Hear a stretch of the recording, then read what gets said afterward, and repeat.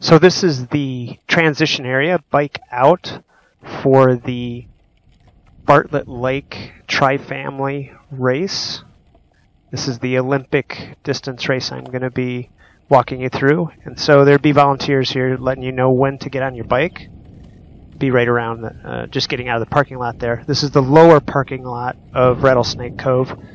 There's the lake right there, Bartlett Lake. You're going to be heading away and out and away from that, climbing a hill for the start. And there's definitely a lot of hills here. So each of these segments of raceknowledge.com, race segments, they're not to be watched in their entirety, unless you want to watch a 50-year-old man climbing hills slowly, which is me.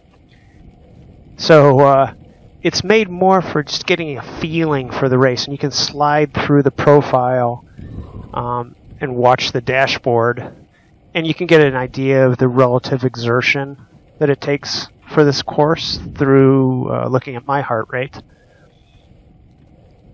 As well as it's good for letting family and friends see the course so they can get an idea of where to route you on and where to place themselves during the race. There's the lake there again. This is one of the most beautiful races that I have been on as far as an Olympic race in the Arizona desert. It just really reflects a lot of what the Arizona desert is. So you'll keep coming up this hill. Another thing, too, that I've experienced on this race is since it's in the springtime, there's a lot of beautiful flowers blooming and everything that's going on there in springtime. If you have exercise-induced asthma or allergies, make sure you take that medicine of yours or whatever you need for this, just to be prepared to be able to get right in there and get in the action of this race. Since it starts out with that cold swim and then a quick transition up into an uphill climb, definitely take notice of that to take care of yourself. Here on the right-hand side is the loop back for the second loop of the Olympic race course. So you'll be taking that and coming back through this same pattern of the race for the second loop if you're doing the Olympic distance race. Okay, up here we're going to be coming to a stop signal or stop sign, and it will be a T in the road. The bikes go to the left, and runners will be coming up this hill going off to the right. And there's another section on raceknowledge.com for the running piece of this. And there's plenty of police and volunteers out there on this part of the transition to this T in the road to the left that will be taking care of traffic, because there is open traffic. There is vehicles that will be on these roads during this race. But it's very well handled and taken care of, so you don't have to worry too much about that. It becomes flat here, a little bit rolling, so you can pick up a lot of speed here. You can either take a little bit of a break, a little bit of a rest because you're going to be hitting another big hill, or you can use this to go ahead and get some speed going again. And what I like to do is stay on the left side, a little bit on the left side of the white line. I don't like to be inside that white line because there's a lot of overgrowth of plants, as you can see on the right side of the pavement, as well as you can see there's some deep sand in some places, especially after a good rain. The sand comes out into the road, and that can become a little bit of a slippery condition. You just want to be careful that your fellow triathletes that are possibly passing you, that you're giving them opportunity to do so. You're not all over the road. But I find that just being a little bit off of the side of the white line is more than adequate. keep you safe and let others get around you.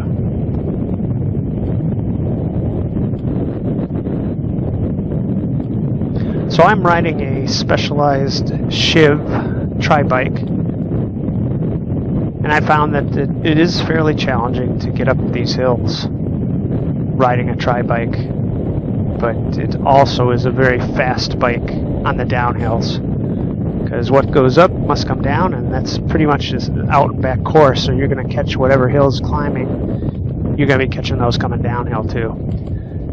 So we're coming up to another T in the road, going back up the main road towards Carefree here in a second.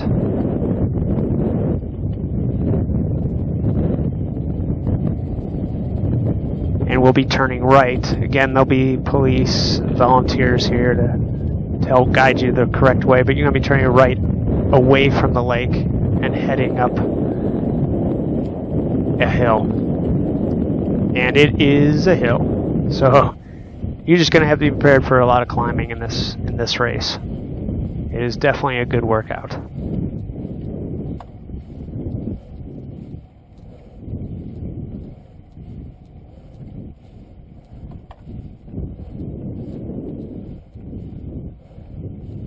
So in this section of the climb here, I'm just going to talk about the plants themselves that live here in this area, so you just get an idea of what the environment is like that you're going to be racing in. It's an interesting area. The first plant I'm going to talk about, which you can see a few off to the right, are the Palo Verde plants. They are the state tree for Arizona, actually. And the Indians would use these, the tree's seeds, they'd grind them up to make flour with them. They'd use them for a food source. And the name, actually, Palo Verde, means green stick in Spanish. It's a deciduous type of tree. It has very small leaves that when in a real bad drought, it drops all its leaves. Or actually in normal drought, it dropped those leaves and use its green bark to photosynthesize for food for itself. So a very interesting tree.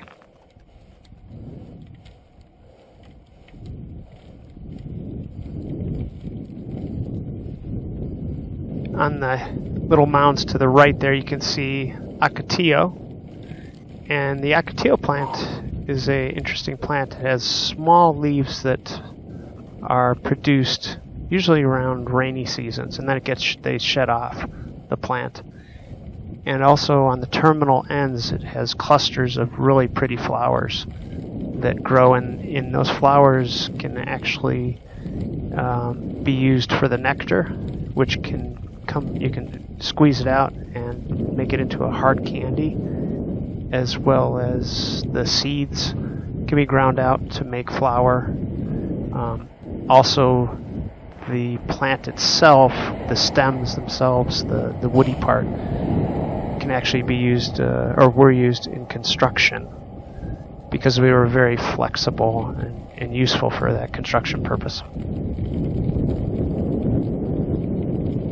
So the next plant I'm going to talk about is the mesquite tree, and you'll see those on the side here. They're a sort of brushy, woody plant, dark wood, that has small leaves on it. They have a very deep taproot that can tap into the water table, or they can also get shallower water, and they can switch back and forth between doing that very quickly. The actual mesquite beans, the horses love them. A lot of animals love to eat mesquite beans when they're available. People can cook the beans and eat those, as well as use them, grind them up and make flour out of the mesquite beans. They have a very interesting flavor, as well as the honey can be produced from the nectar source of the flowers of the mesquite. And the wood is a very hard wood. It burns very slowly and very hot, and it does have a unique flavor to it when you use it for cooking.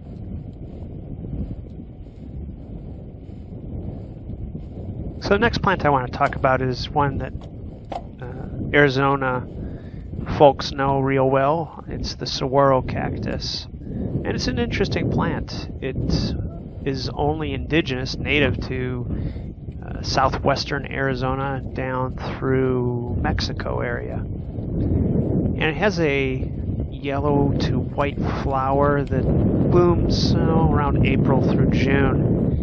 And that flower only blooms at night. And you might wonder, well, why does it bloom only at night? The reason being is that the number one pollinator to that plant is a bat. Then the bat, the lesser long-nosed bat, is a cross-pollinator that does its job and cross-pollinates, which creates a fruit out of the flower, and that fruit will drop off with many seeds.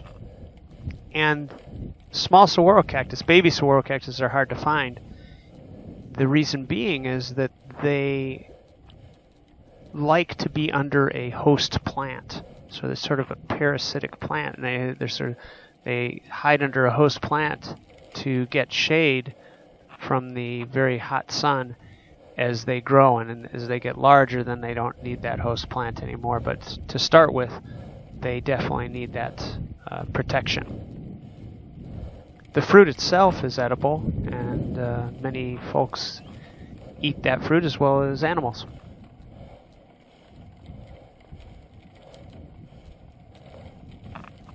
The next plant I want to talk about is sort of a ugly looking thing. It's that brownish sort of clumps in the trees that you'll see a lot in mesquite or Palo Verde plants. It's a parasitic plant. It's called mistletoe. It's a desert mistletoe, and how it gets around is by birds eating the berries, and then they'll go to another tree and then either wipe their beaks on the tree or have their droppings get onto the tree.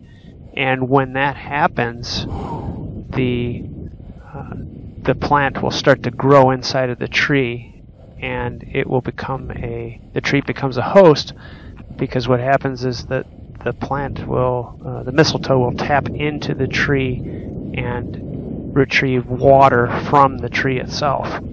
So it becomes parasitic. It doesn't usually kill the tree unless the tree is under extreme drought. Then death can occur that way. But for the most part, it's just sort of an ugly looking plant that forms inside of these trees.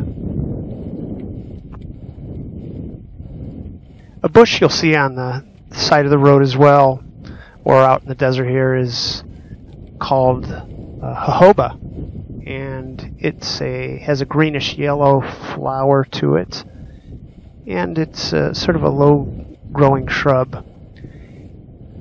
But it's a very interesting plant. It's used a lot as far as the foliage is eaten year-round by all sorts of mammals out in the desert. The nuts are eaten by small mammals, rodents, and the seed meal in itself can be toxic.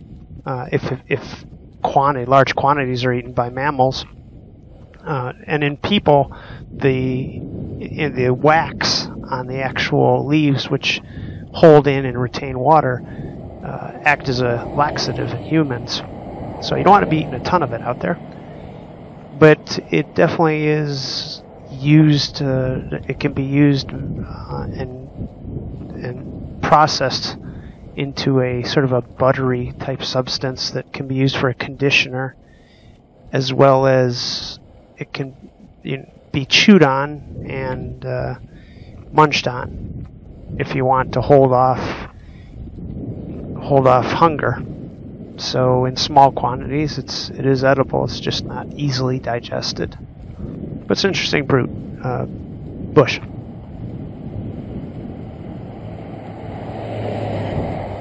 So off to the right here, you'll see another plant. We just passed by it there. It's the teddy bear cholla.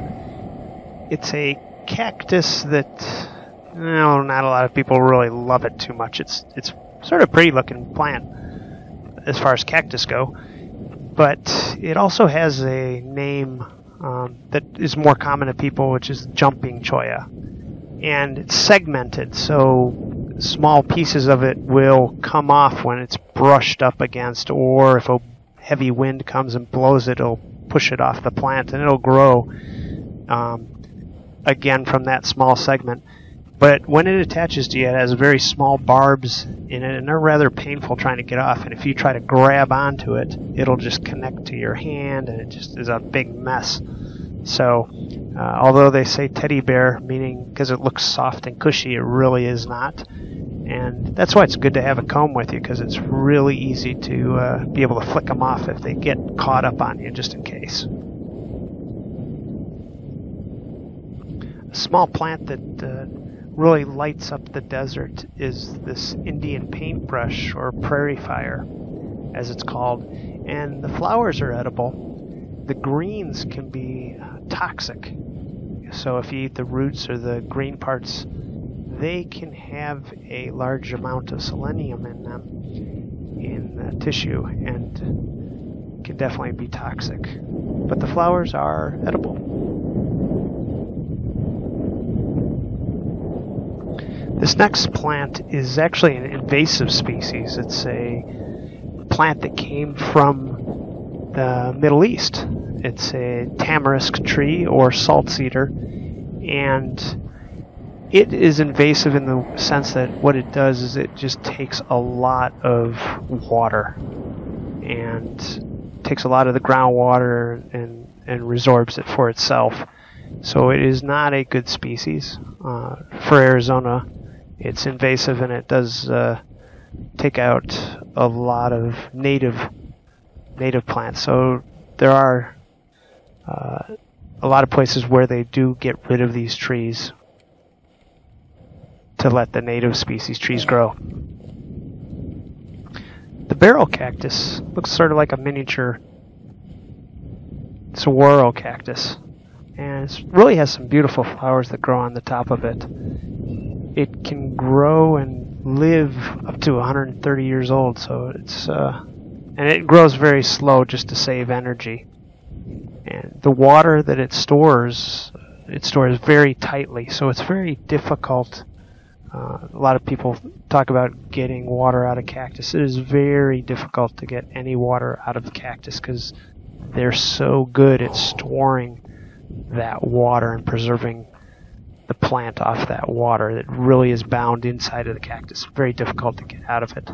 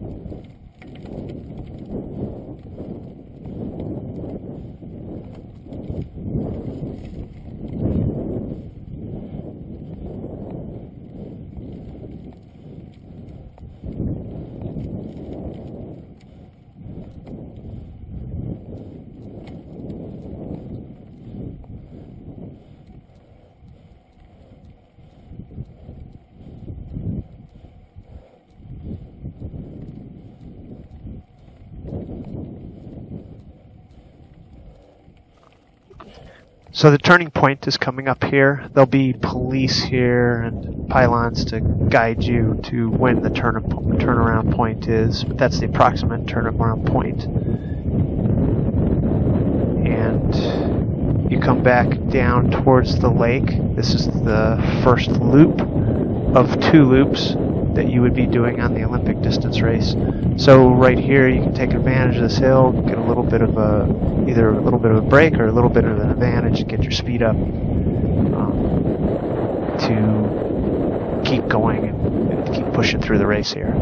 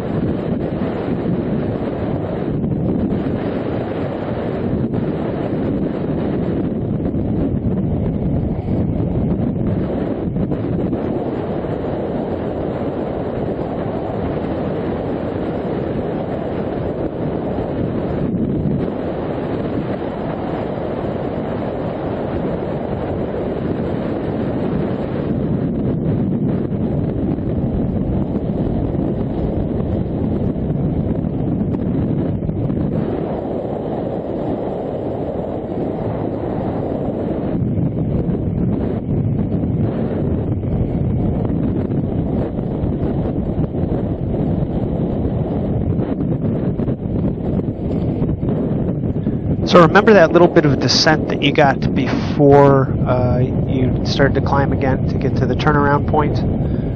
Back a little ways there? Well, that descent now becomes an ascent. So you have to do a little bit of climbing again before you get the full featured descent down into Bartlett Lake again. And what I like to do is come out of tri position on the bike and actually sort of sit up a bit and do a little out of the seat dancing on the pedals a bit.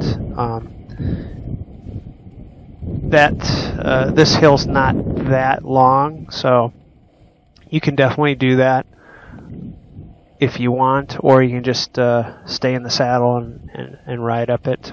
Or I guess if you're a really excellent rider, you stay in tri position. I don't think so, though. This is enough of a hill that you're probably going to get out of that position.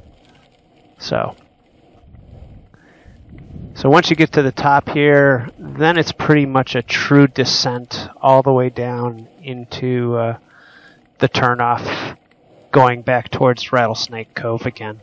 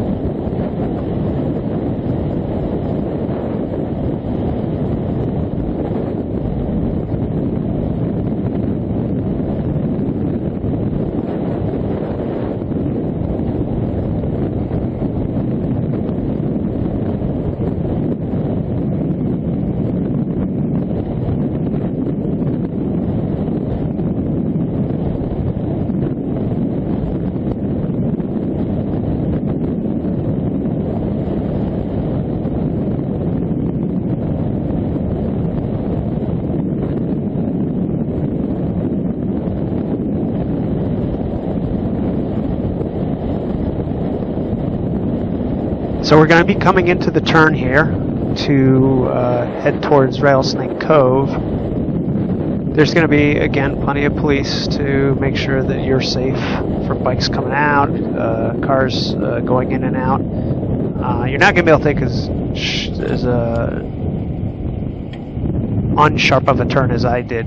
It's going to be a more sharper turn around some pylons down back to this road here.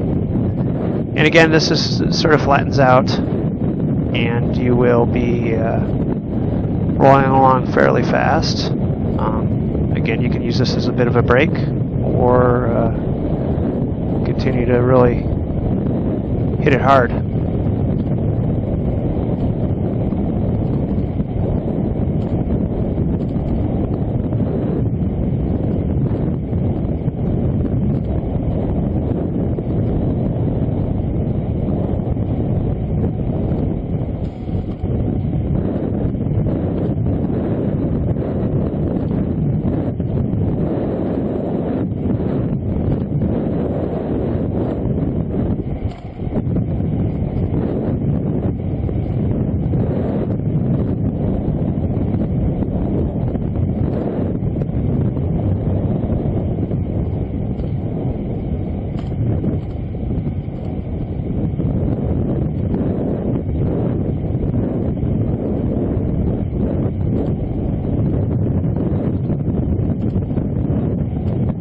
So coming up here is the turn, and there'll be volunteers here to guide you through.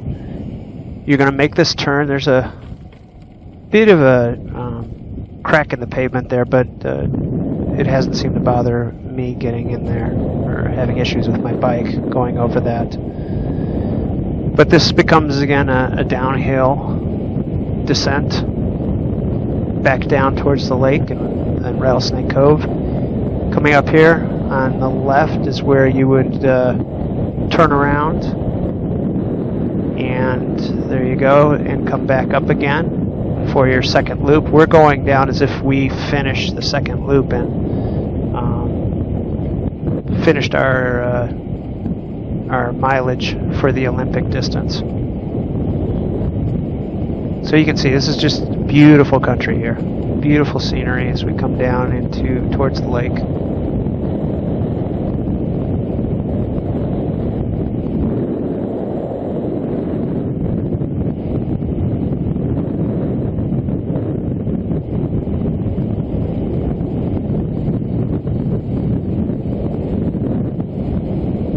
So now we're going to be coming into the right-hand turn into the upper parking lot of Rattlesnake Cove. So we're coming in here and going between the speed bumps here, and we're on the second level. We're going to be coming into a left-hand turn coming up here, and then pretty much right as you get into the first level of Rattlesnake Cove parking lot, you're back in the transition area where volunteers will be there to slow you down and tell you when to dismount. And at that point you can dismount, run and rack your bike, and get ready for the run. So here we are coming into this left-hand turn for the transition area. Right here.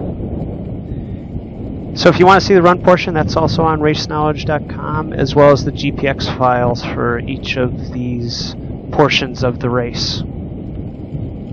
Thanks for watching.